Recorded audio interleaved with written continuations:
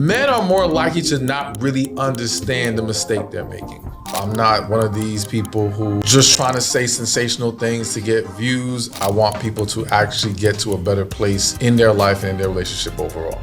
The thing that popped in my head is loss of physical attraction. If you start a relationship with attraction and you remove the attraction, you will go from romantic to platonic. The most common issue people are facing is a lack of healing. Love After Heartbreak. It's the most powerful, most important book for people to read. Our guest today is Stefan Labossiere, known to his audience as Stephan Speaks, a North Miami senior high school pioneer. He has transformed from a math-minded student into a best-selling author and sought-after relationship coach. He empowers millions by addressing the root causes of relationship struggles, from healing past heartbreak to navigating modern dating and fostering honest communication, guiding them towards self-awareness and healthier connections. Some people are married to the wrong person. How would a person know that they're with the wrong person? Women know. They just know. Intuition, deeper understanding. When I sit down and speak to the women who are now divorced, they will admit they saw red flags, they knew he wasn't the one, but for various reasons they want to get married anyway. When you go to someone else and you say, hey, I'm having this problem with, either your husband or wife, whatever the situation may be, that person, you leave an image of your significant other in that person's mind. Yeah. Now, when you guys make up, that person still have that image in their mind. Yeah. And even when you guys are well, they still have that image in their mind. What do you say about that? You have to be mindful if you invite other people into your relationship, you gotta give them the whole story. You gotta make sure they hear the good and the bad. You can't just feed one side. Two, there needs to be a discussion on how do each of you see the other's role and your own role in marriage. Welcome to Jews Legacy Enterprise Productions. This is your home for powerful stories and game-changing insights. This segment, Conversation with a Pioneer, highlights the success stories of North Miami senior high school pioneers and guests who just might change your life forever. Each episode brings fresh energy and unexpected inspirations. So stay tuned, because you never know who's next to light your path.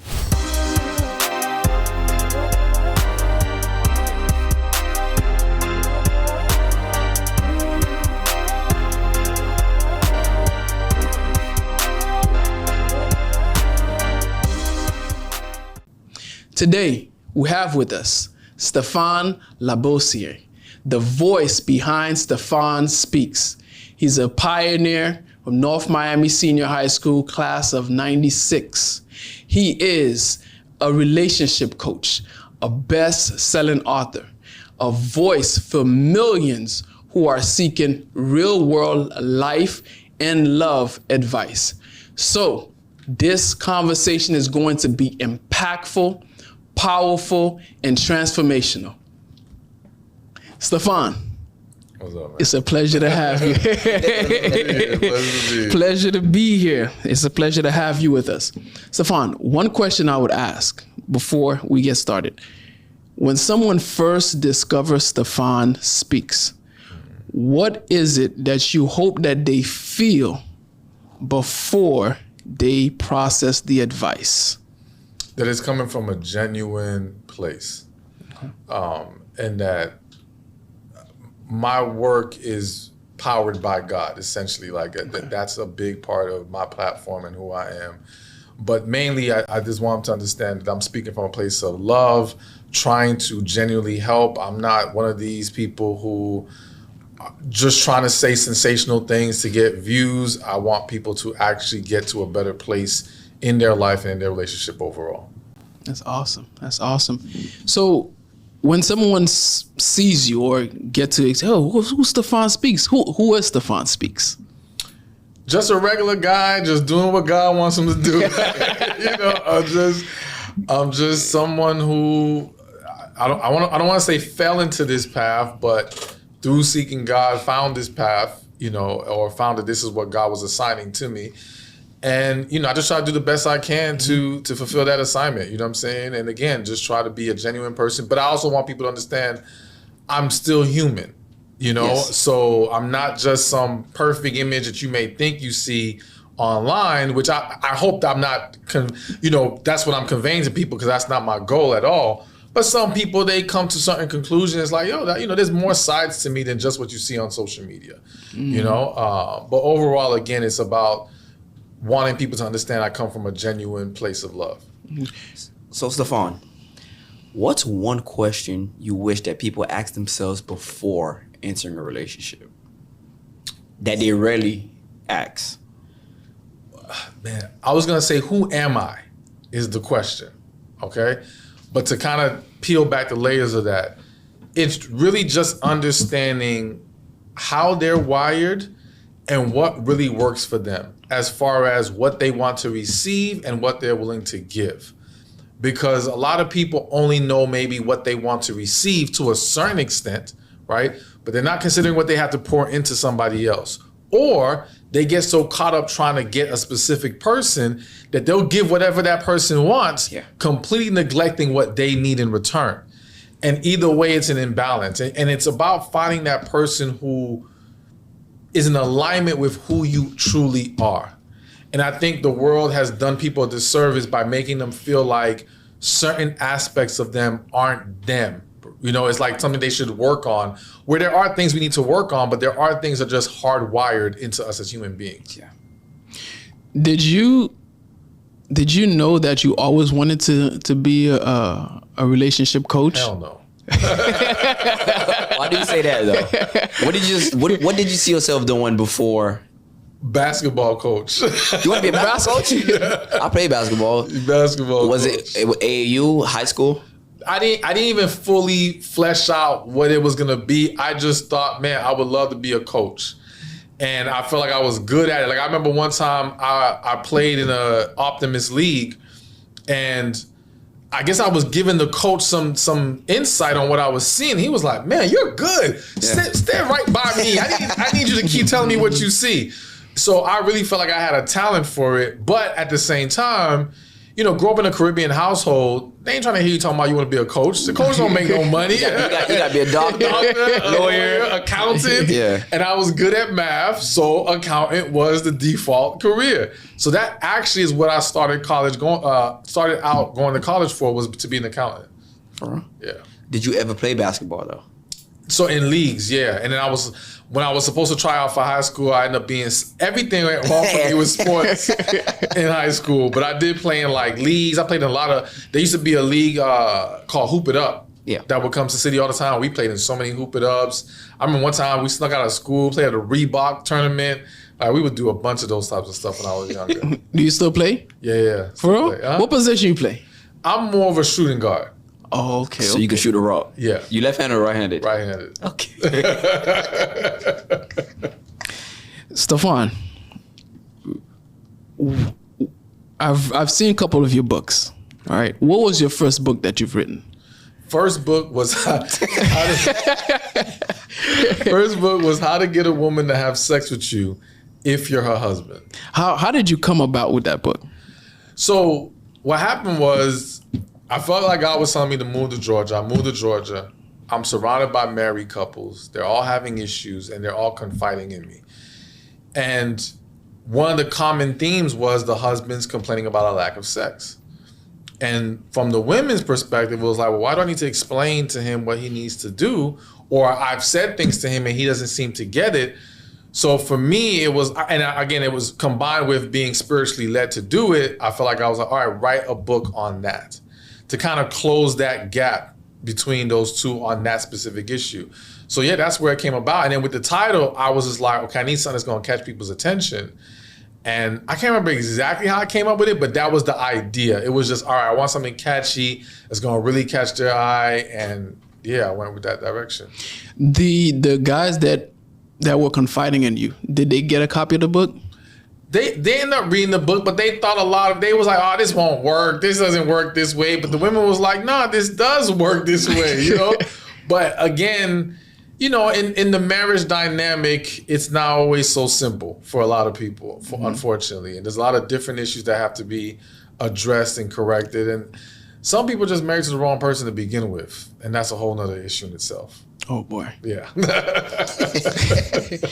So So you said some people are married to the wrong person. Yeah. Now, how would a person know that they're with the wrong person? Well, honestly, I think, well, I'm going to say this. I'm being real. Women know. They just know. All right. Intuition, deeper understanding. You know, when I sit down and speak to the women who are now divorced, they will admit they saw red flags. They knew he wasn't the one, but for various reasons, they want to get married anyway. Men are more likely to not really understand the mistake they're making, okay?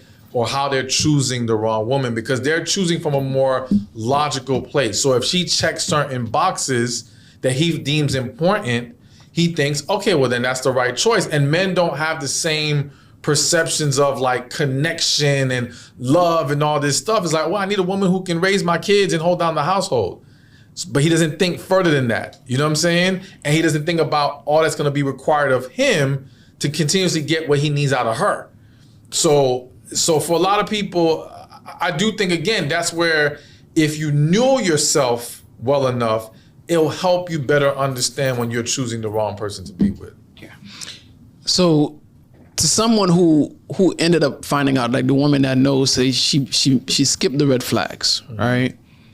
And she still married the person, and their relationship is rocky. Like, what advice do you give them at that point? It depends. It depends on what were the red flags, what were the actual issues. Because is it possible to still like make things good? It's possible, but if it was never really good, it's gonna hard to make it good now. See, it's different when you have a couple where things were actually great, then something went wrong and they've fallen off track. Now we gotta see how we can get back on the right track. But it's like you already had that established before, so it's almost like muscle memory. Like it exists, we just gotta tap back into it, we gotta make certain adjustments. But if it was never actually good, it's like if someone says to me, you've been with this person for 7 years and y'all have never been able to communicate in a healthy manner. The idea that you're gonna now, after 7 years, just magically communicate in a healthy manner consistently, again, not impossible, but it's a little rough. Just extremely unlikely, yes. And it's gonna be rough, very rough. Okay. So, Stefan, you talk a lot about emotional readiness. So how would somebody know that they're ready for a healthy relationship? The biggest thing is, are you willing or able to be vulnerable with somebody? Okay. If you fear vulnerability, then you are still holding on to something from your past, disappointment, you still got walls up, and that by itself is going to throw things off. And you're not, because the problem is you stay with someone long enough, there are gonna be moments that require you to open up or to dive deeper into each other. And if you're not capable because you fear being vulnerable, well, that can lead to a huge disconnect in the relationship. You see what I'm saying? Or even in you being able to help them through certain struggles because you don't know how to open yourself up in that way. So I think that that's a big like starting point to understanding. But then of course it's like, okay, can you talk to people in a calm manner? If you can't stay calm or you're very emotionally reactive, you're not healthy enough to be in a relationship. You know what I'm saying? Because that emotional reactiveness is going to lead to problems every single time. Yeah, arguments, yeah. You know what I'm saying? And that's both men and women. You have to learn how to regulate yourself in that way. So I think it's just things of that nature, being able to communicate, you know what I'm saying? As well as, again, also being able to manage your energy in the sense of there's a lot of people where they get in relationships and they feel like, well, since you're my partner, you're supposed to just take on all the negative energy I'm dealing with. Yeah. But over time, that's draining as hell. and that doesn't make you want to be with this person anymore. You're like, yo, this is too tiring. This is too much. And you're going to naturally gravitate to other things or other people. So you've got to learn how to, it's like, yeah, we can share with each other. We should be able to. And we're all going to have our moments. But if it's a constant emotional dumping on other people because you haven't learned how to handle it yourself, it's going to be a problem. Is that where your book, He's Lying to You, Sis, should they have read that? Should they have read that book before get into that relationship? For some, yeah. Okay. You know, the He's Lying Sis kind of breaks down various common scenarios where a man could be lying. And I always try to come at it from the angle of, it's not a black and white thing. It's not okay, if he's, for example, there's a chapter in there about he's separated, but he hasn't gotten a divorce yet, right? Now, are there some men and women who they're separated and they have no plan of actually getting a divorce, but they're gonna lie to that person? Yes. But are there some people telling the truth when they say, yo, I plan on filing the papers and everything's moving that direction? Yeah. So it's never just 100% this is the way it is, but you still have to understand how to navigate those types of situations. You know what I'm saying? And as well as one of the things I bring up in the book is how to create an environment of honesty. Because a lot of people, like, the thing is this, it's funny, as human beings, a lot of people will get mad if someone lies to them. But there's no one on the face of this earth that hasn't lied to somebody else. True. At some point, somewhere. And you stay with someone long enough in a relationship, you're gonna lie about something. Whether it be she asks you if she looks good in this dress, you know damn well she don't look that good, but you don't wanna tell her that. So you lie. You don't wanna be in the doghouse. You know what I'm saying? Or you stayed out a little too late when you were supposed to. You know, there's gonna be something. And so I say all that to say, like, one, we gotta be more mindful of how, we got to give more grace when it comes to certain things. But also we have to learn how to create environments of honesty. People lie because they fear consequences. They fear reactions. They fear not getting what they want out of the situation. Not saying these are good reasons to lie. I'm just saying that's why they do it. But in a relationship, if you can create an environment from the jump where we can be straight up with each other and we're not going to overreact, we're going to process, we're going to handle it properly, at the very least, you lessen the chance of a lie being told. You know what I'm saying? So you got to be mindful of that too. What is one thing that, based on the experience that you have and the couples that you've spoken to and people that you've encountered, what is something that causes a lot of infidelity in marriages? There's a lot of different things. The thing that popped in my head the quickest, and some people won't like it, is loss of physical attraction. Talk about that. Talk about it. It's something that tell them, please talk about that. It's something that the world has shamed people out of being able to be honest about it, right? And it's this whole idea of, well, if you love them, it shouldn't matter, and blah blah blah. And I'm like, listen, love and attraction is two different things. And if attraction didn't matter, then people would be getting with their friends only. Like when you see two people who get along great and they're not in a relationship with each other, and you ask them, why aren't you with that person? Oh, I'm not attracted to them like that. Because that's the ingredient that takes it from platonic to romantic. So now if you start a relationship with attraction and you remove the attraction, you will go from romantic to platonic. You see what I'm saying? And that's where you have people living together, married, they're like roommates. And they try to force themselves to touch each other and do stuff. And they might, and you know, everyone has different levels of what they need to be attracted to their partner. Like there's some guys, they don't care how you look. If you're a woman and you got it between your legs, they going for it. They're good. Other men need more visual stimulation. Same thing with some women. Some women don't care as much. But I can tell you that if the attraction is not there, then the intimacy starts to go down. And then respect starts to waver. Resentment starts to kick in. So it's not just, and so what happens with a lot of couples is that now they're arguing about all this other stuff, right? And then the person goes and cheats. So they make it about what's happening on the surface, but it really started with, you're not attracted to each other anymore. Because if y'all were, we wouldn't have even gotten to this point.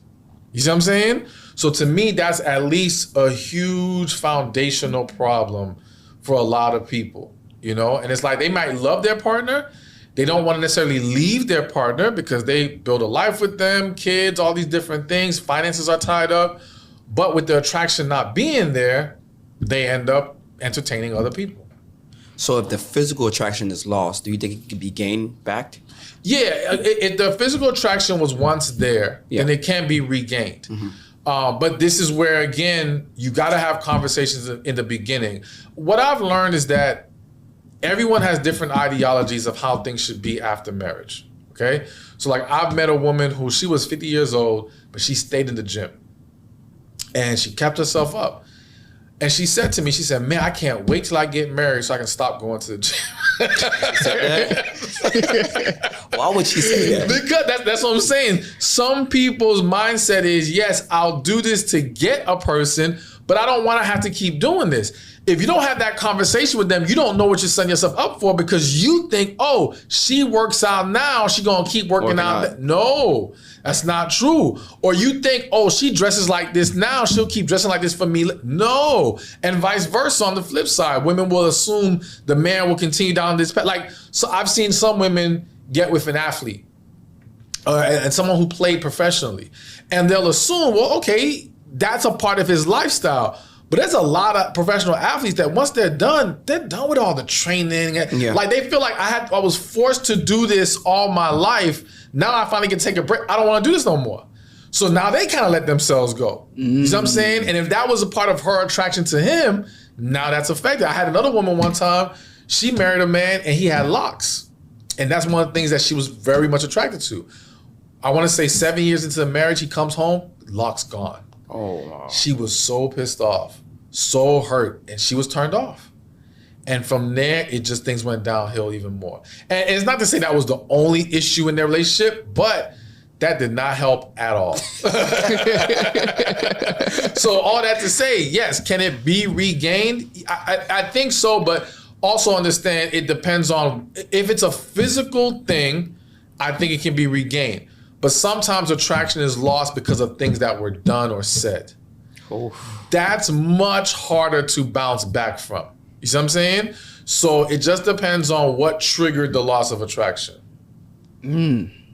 That's tough. So I'm going to bring up social media. Okay. All right. So you know how people view relationships on social media. I want you to give a positive that social media help relationships with, and also a negative. Okay. Positive is hard.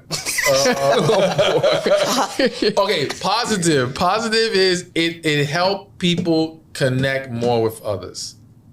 All right? Dating apps, Even staying in touch with family and friends. Like, the world is so much more connected today because of social media, dating apps, all these different things, okay? And therefore it makes it easier when it comes to dating, it makes it easier to meet new people. I just had a client text me today. She finally jumped on the dating app and she had like 400 requests, okay? Now that's overwhelming, but it just shows like you can't go, there's nowhere she can go and meet 400 new potential guys. Yeah. You see what I'm saying? So it just supercharged her process as long as she sticks with it. The bad is I'm gonna give two bads. There's a lot of bads, but I'm gonna give two. It created too many options on the flip side, all right? And too much of an illusion of lifestyle and people and things of that nature. So one thing that I believe is that, going back to like a dating app versus meeting in person, when we look at people online, whether it's dating app or social media, our brains tend to look for things to disqualify them because we're analyzing everything. And because we're just looking at a photo, we can sit there and we don't like this, we don't like that. When you meet people in person, your brain tends to go to what you like about them. Yeah. And it doesn't have time to be breaking down everything else. So it just sticks with what it likes. And then from there, it's can you guys kind of nurture it and grow from there. So I believe connections can be made better in person. As well as in person, you get to feel someone's energy. There's a lot of non-physical things at play that can lead to two people actually connecting, getting along, and building something that you don't have online. So I think that's the downside of online. And then, like I said, the illusion of people and lifestyles, people posting all their good moments. I remember one time I knew a girl, everything on her page was her posting her husband on these trips, how much they love each other. Whole time they're going through a divorce. It's seriously? Like yeah. Whole time. And not just going through a divorce, like just a toxic marriage. Relationship, Yeah, and you just, and again, it's bad only because now other people feed into fake images being sold to them. So I'll give you an example. Like, if a celebrity couple comes out and they're getting divorced, there are people who are literally devastated because they bought into the idea and the illusion that this couple was so perfect and happy. But little do you know, they've been having problems from day one. The whole time. You see what I'm saying? And so now what it does to some people's brain is, oh, you can't trust love. Or you ever hear dudes, you'll hear some dudes say, well, if Jeff Bezos couldn't keep his wife, no one has a chance. Yeah, we always see that. Exactly. And it's like, yo, you have no idea what was going on between those two people. You can't say that just because you saw a few images or read a few headlines. So that's one of the other big downsides of social media and the internet. Yeah. Man, that's tough. That's tough. So Stefan, when is it the time for either a female or a male to call it quits? To me, it's when one or both of you is unwilling to do the work in the relationship. All right? So I think it's important that two people lay out to each other what they need. And again, this goes back to, you got to know yourself and know what you need. Too many people are compromising their true desires and needs in trying to make it work, but it's like it's not sustainable. You know what I'm saying? So lay it all out. And if we're like, okay, we can work on these things together and we're both willing to do that, cool, you can keep giving it a try. But if one or more is going to have an issue with what's on that list and what's required of them, there's no point in pushing this. Yeah.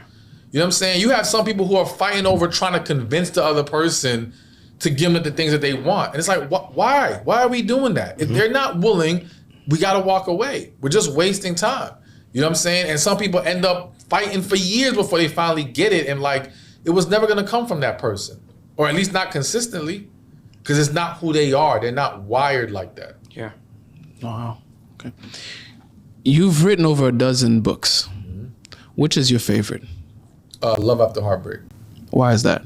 Because that's the book about healing from your past, Okay. which I think is like the most important thing for people to do. And probably the most common issue people are facing is a lack of healing.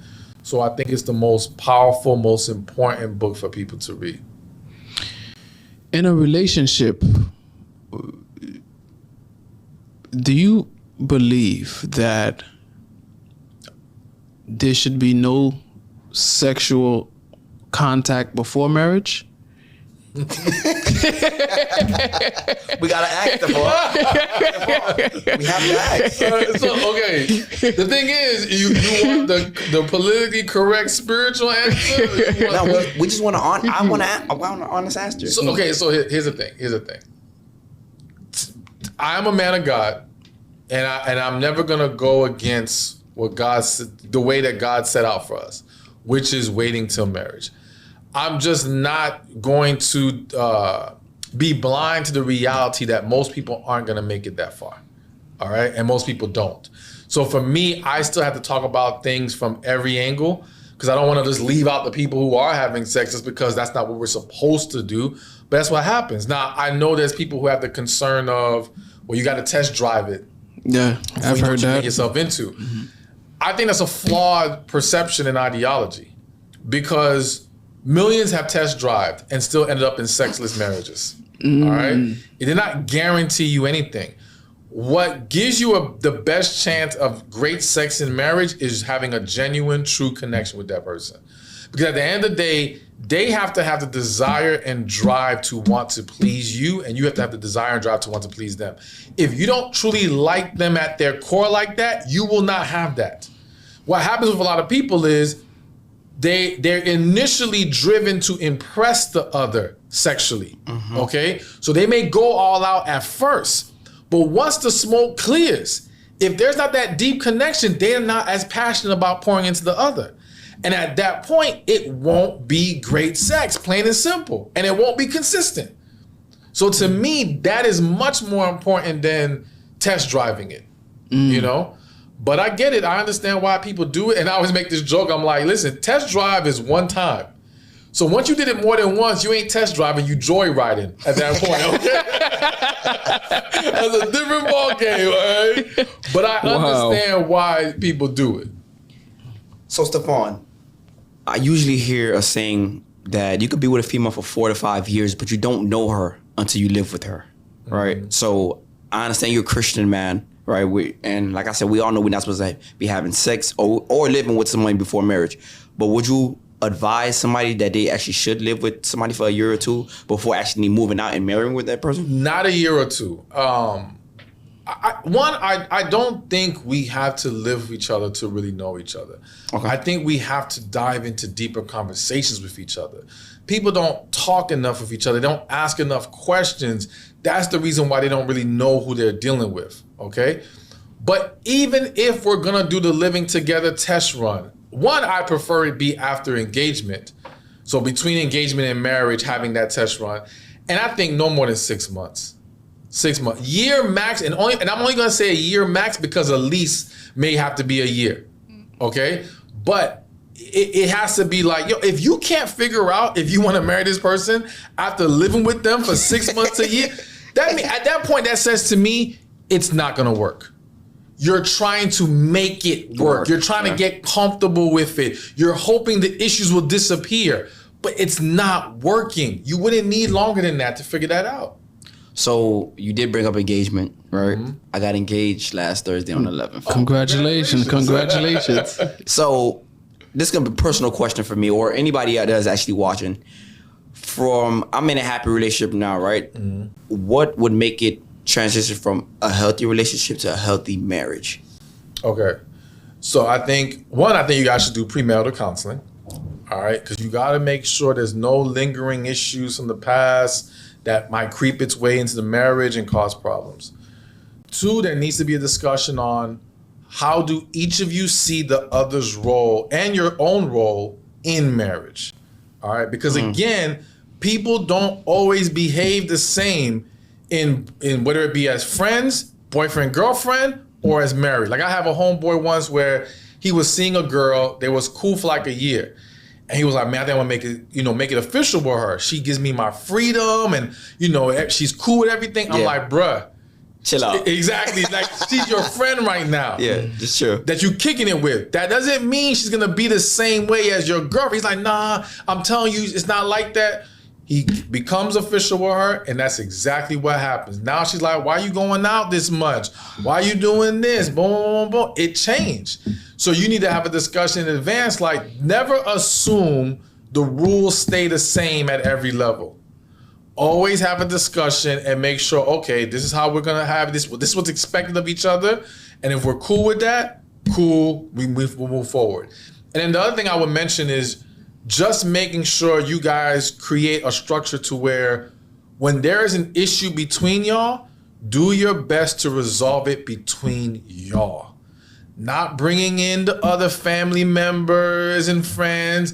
And it's one thing to have that one person maybe that you want to confide in to kind of help you work through some things or seeing a counselor, that's cool. But people make a mistake when they start inviting too many people into their relationship, especially when you understand that the natural inclination of a human being is we don't tend to go talk about the good stuff.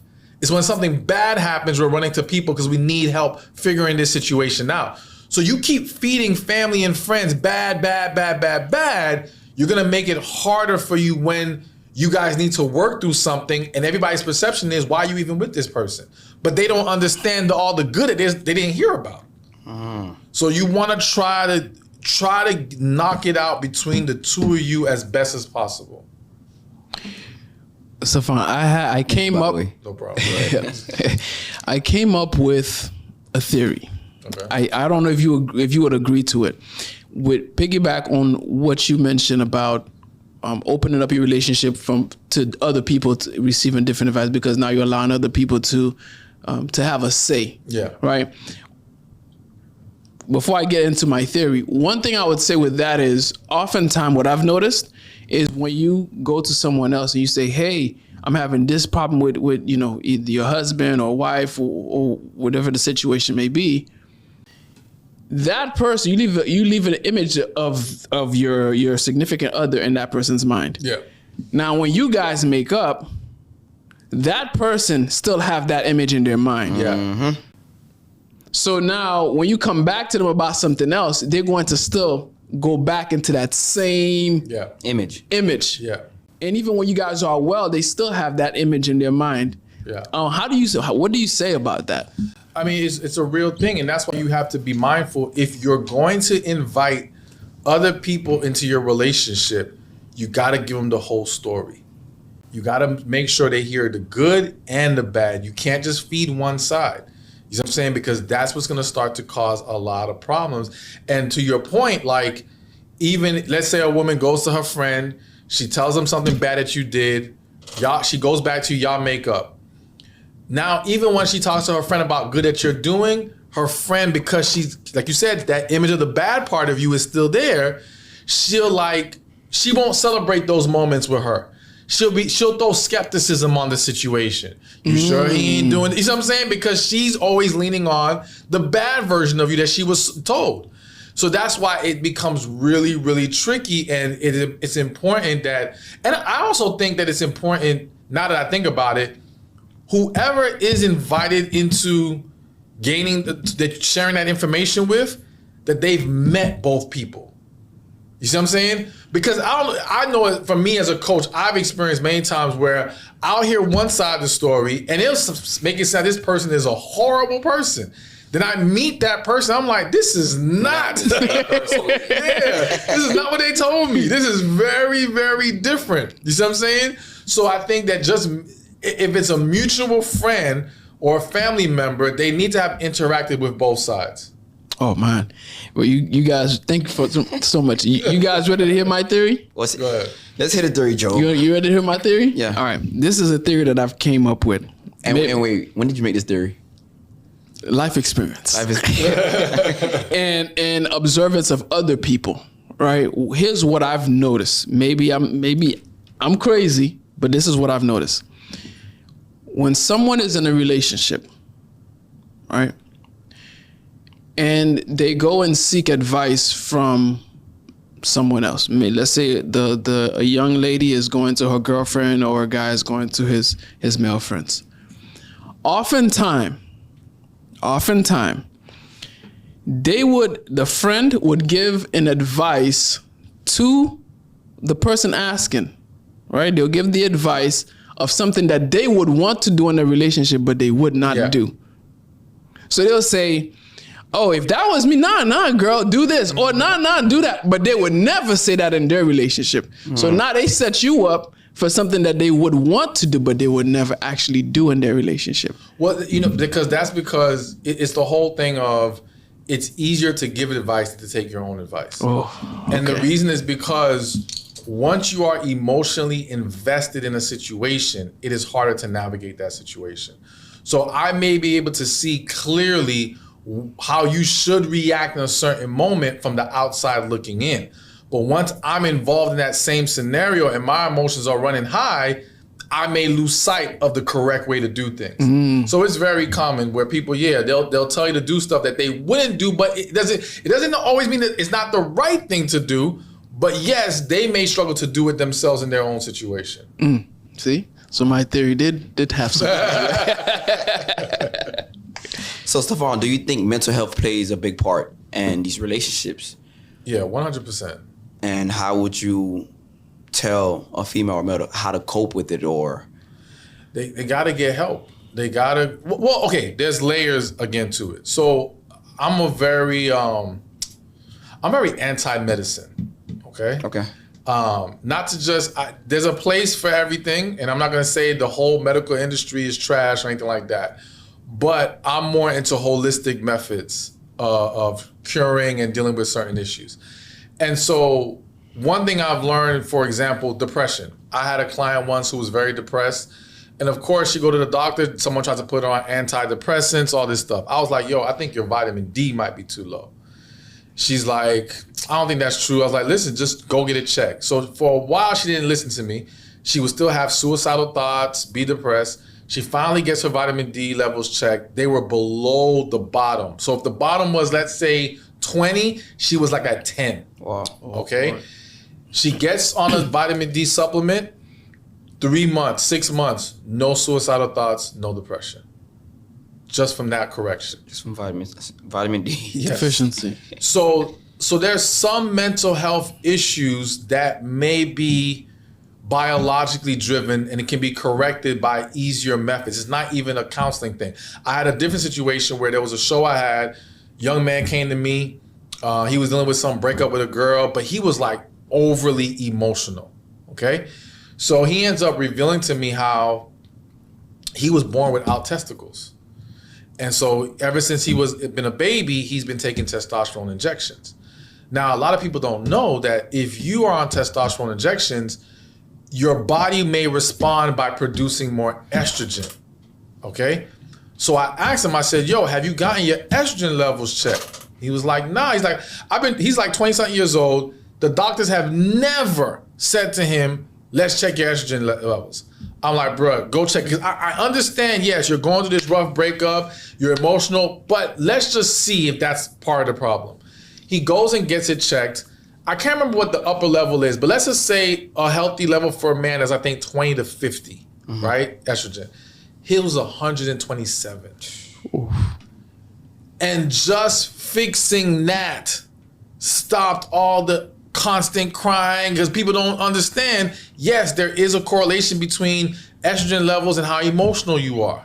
You see what I'm saying? Yeah. So again, I think that we have to take a 2-level approach to it. There's the physical, biological level, and then there's the mental level to it. Mental and spiritual, you could say. So get yourself checked, find out what your hormone levels are, find out what you're deficient in, make those necessary corrections, and then, but if you know that you are holding on to, let's say, past trauma that you never resolved and healed from, all right, then you know you have some mental stuff to take care of. You see what I'm saying? But I would still say take care of both. And that can make a huge difference, because you'll have some scenarios where people are in relationships or even married to someone who's now having depression. And again, the world will make you feel ashamed of not wanting to be there because this person is constantly depressed and bringing you down. Now, granted, you should be there for them, but at the same time, I believe there's a line where if they're not willing to do any work for themselves, I don't believe in being a prisoner in any relationship. All right? If you're not going to do your part, I'm not just going to stick around. I don't believe when the vow said for better or for worse, it meant you can act the fool and I have to deal with it. True. All right? Better for worse means things that happen out of our control. You lose your job. Okay, we got to stick by each other. You see what I'm saying? Yeah. Somebody gets sick. We got to stick by each other. This is different. But when you want to blatantly do things, and I know that people may not see depression as a blatant thing, but your unwillingness to do anything about it at some point starts to become blatant. You see what I'm saying? Yeah. And so, I think that, like I said, there's 2 levels you have to address that could possibly, I'm not going to ever rule out some people being clinically depressed and maybe they need medication. I don't want to rule it out. But I do believe I've had many examples of people curing those problems through other methods. Oh, man. So, Stefan, is this a strategic way to actually heal from past trauma? Yes. I mean, it's a long breakdown, so I'll just give a quick little overview. Okay. Essentially, you want to start with identifying what the trauma is. So I have clients do what I call the Who Hurt Me list. And they basically get a piece of paper, they write down on the paper who hurt me, and then you ask yourself that question. And everybody who comes to mind, you put them on the paper. Doesn't matter how long ago it happened, doesn't matter if you think you're over it. If they come to mind, there's some kind of relevance there, some kind of significance there. So you put them on the paper and maybe a couple sentences of what they did to hurt you. From there, it's a process of you're gonna have to release how you feel. So it's what I call the emotional detox. It's gonna require, and again, I'm just giving a brief overview because there's more details to it, but you're gonna have to write letters to get everything off your chest. Because a lot of people have never gotten everything off their chest, all right? So there's that process. There's the process of forgiveness, okay? And understanding that in life, a lot of times we get hurt because we have expectations of people that they cannot meet. All right. And it's easier to not be hurt when you understand this. We are all flawed individuals. We are all capable of falling short. We are all capable of doing something shady at a moment. And it's not even about like them doing it to you. It's not about them doing it to you. It's their internal issue being taken out on you. So a lot of people internalize what happened to them, not realizing it wasn't about them. Like even if somebody had a father that wasn't there for them, it wasn't that like you could have been any other child, he would have done the same thing because he had his own internal battle. You see what I'm saying? Yeah. So and whatever was going on at that time in his life, he didn't know how to conquer and instead ran. but that's not a reflection of you. But if you take it as that, now you carry it with you.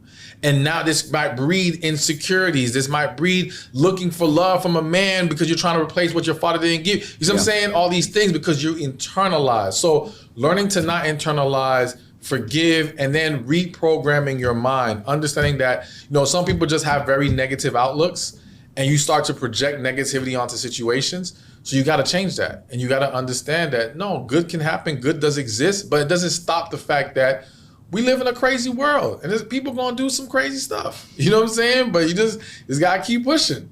True. You wrote the book, How to Find Your Boaz. Yeah. Right? So how do a woman find her Boaz?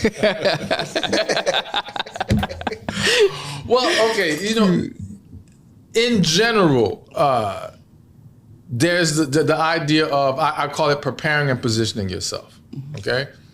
So as a woman of God, you need to, one, always talk to God about what needs to be done. Like, there's a lot of women who say they're waiting on God for a man. And I always say, you're not waiting, you're preparing to receive. You got to stay in this mentality of, no, it's going to come, but you got to do your work. You see what I'm saying? So that work might be for some women healing from her past. That work might be, maybe there's a couple assignments God wants you to do before it's time for a man to come your way. You know what I'm saying? Same thing for a man. There might be men out there who's praying and hoping for a woman, but it's like, yo, God needs you to establish a certain foundation first before he brings you a woman. Because you're only going to mess it up if he brings her now. Mm-hmm. And you won't ever achieve the things you're supposed to achieve if he brings her too soon. Mm-hmm. So preparing yourself, positioning yourself, understanding the path that God wants you to be on, finding your purpose. But then I do think that's the general view. But then it becomes a matter of also understanding what kind of man, again, it goes back to knowing yourself. And let's just say a woman is, she desires a man who's going to provide for her, pay all the bills, quote unquote high value man, whatever you want to call it. All right, and there might be some other things she has to be more mindful of that's going to play into that. Versus if she wants a different kind of man, there's going to be some things that play into that. So that's where it's like we get more into the specifics of what she may need to do to kind of, again, prepare. It still boils down to preparation and positioning. You know what I'm saying? But what those details are does depend somewhat on what kind of man is truly for you or not. I grew up, I guess, I'm old, I have an old school mentality in a sense, right? When it comes to dating, I've seen a lot on social media to where like a man will go on a date with a young lady and either he won't pay or he'll ask her to pay half. Am I lying? So what do you say about that? Like the whole, hey, no, we're gonna go 50-50, or if I ask you on a date, I'll meet you there. I'm more old school. Like, hey, if you ask on a date, you can pick her up. Because in my mind, if I'm asking a young lady out on a date, it's because I'm expected to pick, because I'm asking you, right? Because I have preparation that I'm going to reserve the place and pay. But that's not what I'm seeing now on social media. What do you say about that? So again, it starts with knowing who you are as a man and what kind of woman do you want. There are women who will be okay with your 50-50 approach, all right? You gotta be okay with the pool of women that are cool with that. See, what the problem is, you have men or women who, let's just use the 50-50 thing. He wants 50-50, but he wants the type of woman who can command 100% from a man. That's not gonna work. You see what I'm saying? And trying to convince her to take the 50-50 is ridiculous. The same way her trying to convince him to pay the 100, ridiculous. Just go to your people, go to your tribe. You see what I'm saying? So as a man, it's like, listen, you gotta understand there's a trade-off with everything. So one example, you want 50-50? Cool. But don't think you're gonna have the final say-so in your household. Don't think she's gonna give you full leadership. Is it possible? Of course. But in most cases, that woman who's gonna go 50-50 with you wants 50-50 in all the other areas too. If not a little bit more on her side when it comes to certain decisions being made. Okay? Again, if you are cool with that as a man, then you can continue to do that. But if you know you want to be respected as the head of the household, leader, all these types of things, you're gonna have to at least lean more towards the 100. Even if it's not full 100, you're gonna need to get to 70 probably. You need at least 70. At least 70. Yeah, it should be like, 30. all right, cool. Yeah. I'm gonna let you run things. You know what I'm saying? So again, there's and it goes even deeper than that. So I think, for example, so my personal ideology is I'm paying for everything. I don't ask a woman for nothing. And I knew that of myself since I was a kid. All right. And one of the problems I have, or I see with a lot of marriages and a lot of couples, is that, just one example, if you want the 50-50 lifestyle, there's a very good chance her ability to sexually satisfy you over the years is going to go away. Because you got to understand that now she has to pull the same amount of work going to a job. She has that pressure of bringing in money. Chances are she's going to deal with the kids a little bit more than you, if not a lot more than you. Chances are. There's always exceptions to the rule, but chances are that's the way it goes. When you start piling all that on a woman, expecting her to be sexually available to you as consistently as you would want, that's a very uphill battle. And initially, you might be able to pull it off initially, because again, the first couple, there's an excitement that people want to be the best partner they can be. But over time, that starts to wear her down. And of course, it depends on other variables. How many kids are we now bringing into the mix? What kind of lifestyle are we trying to live that requires a certain amount of money to be made? Like, all these factors will play into it. But again, as a man, you have to ask yourself, am I okay with that trade-off? If I'm not, then I need to lean towards a dynamic that at least will give me a better chance. You got to take something off her plate to allow her to thrive in the areas that you need. So I don't know if you guys read the book, The Way of the Superior Man. Not yet. I've heard about it. Okay, I've you heard should about read it. I it. haven't Great read it book by David Dida. And he says in there, you don't want to make your woman your everything. If you overwhelm her with too many roles, it's like jack of all trades, master of none. But the best thing to do is identify, what do I need from her the most, and what environment do we need to create so she can thrive in those roles? You see what I'm saying? And everything else, handle it other ways. But and again, it just depends on what you are okay with the trade-offs being. Okay. So, Stefan, for someone that's listening, the viewers, that is currently discouraged with, their relationship life or even personal growth, what's a mindset shift that you can mention that will change everything around for them at this moment?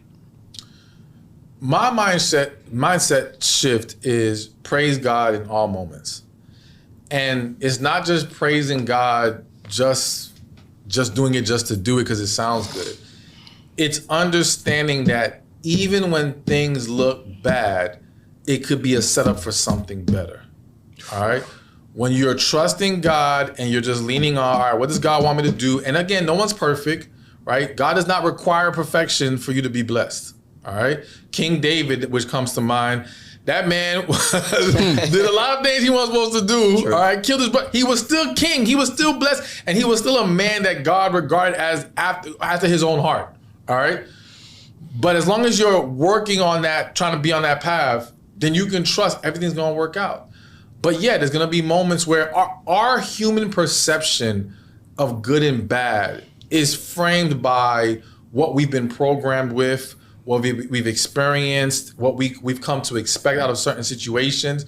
But again, that's not how God operates. You see what I'm saying? And so you just have to trust that, like, as long as you keep reminding yourself, God got me, everything's gonna be fine, I'm gonna thank God regardless. That helps you not dwell in the negative. Because when you dwell in the negative, positive can't come from that. But when you at least help yourself stay more balanced or on more of a positive note, you'll start to be able to produce more positive results. And then now momentum starts to build, and now you're feeling good again. You see what I'm saying? Yeah. There'll always be something new coming your way to throw you off, and it's fine. Some of us, you may have a day or two where you're feeling down. It's just learning not to stay there. You see what I'm saying? And just shake it off, get back on track, stay productive. Things will always get better. That's amazing. And Stefan, on the behalf of Jews Legacy Enterprise Productions staff and our team, we have something for you. Okay. Alrighty.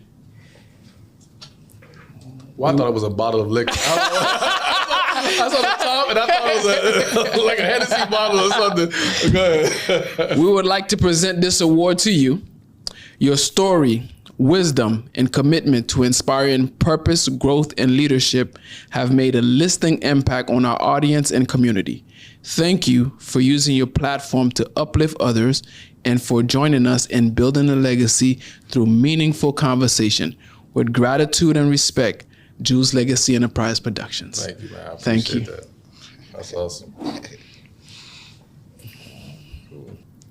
And at this time, we would like to thank all of our sponsors: AZ Formal Wear, Chick-fil-A of Miami Shores, Comprehensive Health Center, Gourmet Gatherings by Chef Princess E. And would like to thank you, all of our viewers and listeners, for tuning in and supporting us. Remember to like, comment, share, subscribe. Till next time. Thank you.